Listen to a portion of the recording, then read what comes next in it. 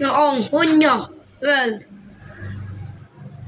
1898 sa bayan ng Kawit, Cavite, inihayag ni General Emilio Aguinaldo ang kalayaan ng Pilipinas mula sa kolonyal na pamamahala ng Espanya.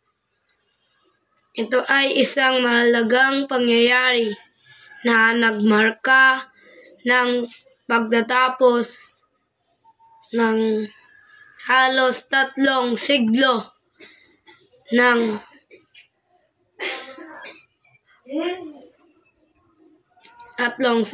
ng pananakop at simula ng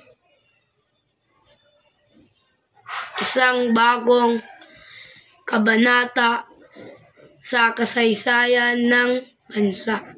Ang pag-aalsa ng mga Pilipino